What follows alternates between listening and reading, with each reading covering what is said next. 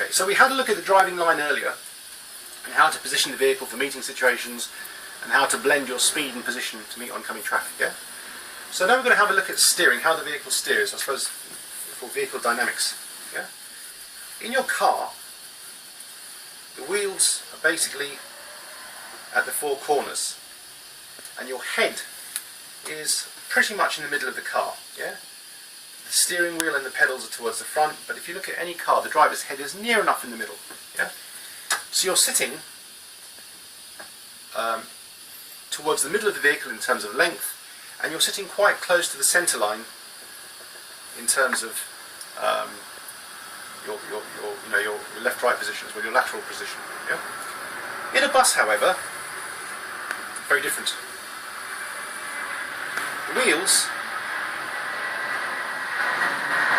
are set in, and you're actually sitting outside of the wheelbase. Yeah? The wheelbase is the area between the front axle and the rearmost axle. That's what we call the wheelbase here. Not the rearmost axle, sorry, the first rear axle. Okay, that's the wheelbase, and you're sitting outside the wheelbase.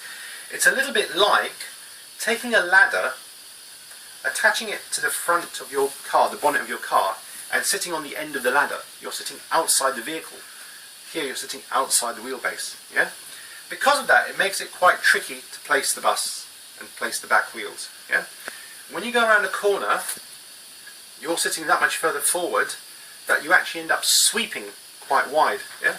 The wheels take this path, but the front of the bus, the bumper, and you tend to sweep quite wide. Yeah? And when the vehicle turns, especially when you're using lots of steering at slow speeds, the back end tends to pivot around the rear wheels, and the back end tends to swing. Yeah? So we have sweep at the front and swing at the rear. The other thing that happens is the back wheels tend to cut in. Yeah? And the more steering you use, the more the back wheels tend to cut in. So if you're near a curb and you steer too early, the back wheels are going to go over the curb.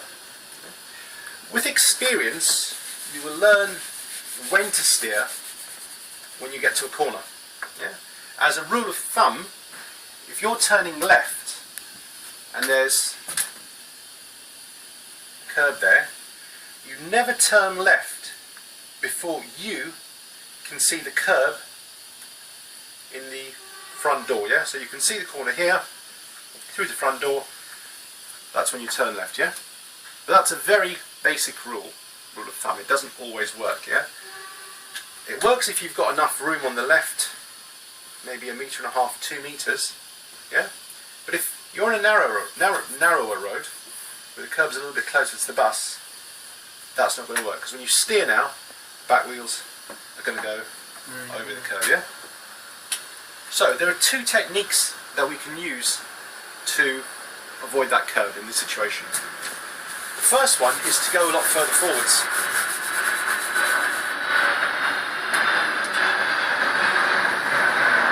We have to take the vehicle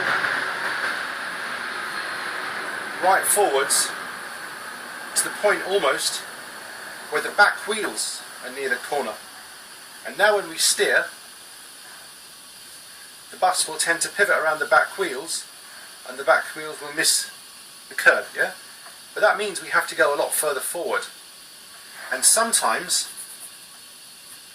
if we're turning into a narrow road, that isn't possible because we're going to run out of space, yeah? So the other technique that we use is position ourselves further away from the curb. Now, in this situation, we've got a two-way road here. We can see that we're turning into a very narrow road. The only option that we have is position ourselves way over. Yeah, this is quite an extreme case. We don't normally have to contend with this on the bus routes. But we've positioned ourselves way over, and now we can turn a little bit earlier, and the bus will miss hitting the curb. Yeah? So either we position ourselves away from the curb, or we steer later. Yeah? The other technique that we use sometimes is what we call double steer or triple steer. It's something that you'd never do in your car. Yeah? If you imagine, we may have a parked vehicle here, so it's not possible for us to go that wide. Yeah? what we have to do is take the bus out, can't take it out as much as we want to, and we have to steer to the left. Now, if we keep steering, we can see that the back wheels are going to hit the turn.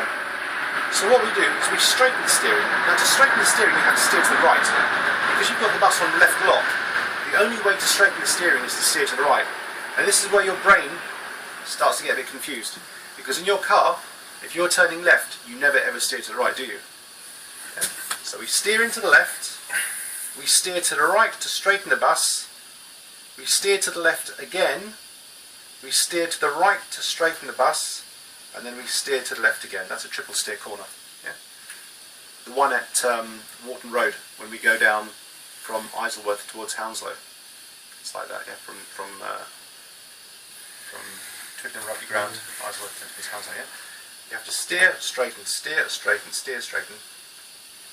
That's an extreme situation. We get a lot of double steer corners where you have to steer, straighten, steer again. The one in Chiswick when we come out of Stamford Brook Garage. We turn left out of the garage, left at the traffic lights and left at the mini roundabout. That's a double steer corner, yeah? But the thing you guys have to understand is it's the need to steer to the right to get the wheels straight and get the bus away from the curb. If you keep steering to the left, you'll collide with it. You have to force your mind to understand that because it's so used to just swinging left. And it doesn't want to do that, does And it? it's only mine's only just started getting it now. It started accepting it. You know what I mean, like you must steer right, you know, and get it straight. If it starts going straight, then you cut it back in again. Yeah. And it's important to keep scanning because what happens is when you do this, you tend to dwell on the left mirror and you've got no idea what's happening here. While you're doing this, you could have a cycle. Do you remember we had the motorcycle that day? You could have a cycle trying to shoot through the gap here. So if you're not checking your right mirror, you won't see that you're going to crash the cycle. At the roundabout, yeah. The other thing that happens is when you turn, as I said before, the back tends to swing out. So if you've got another vehicle here, you won't notice when the back tends to swing out. That's why we say, when you get to the corner, we check the opposite mirror first, then we check the left mirror, and we start to steer in. When we're halfway round, we check the mirrors again, and when we want to straighten up, once we're clear, we check the mirrors, and then we press the gas. Yeah? So it's important to keep checking, to keep scanning both mirrors as we go around. Mirrors at the start, mirrors halfway around, mirrors at the end. Yeah? Okay.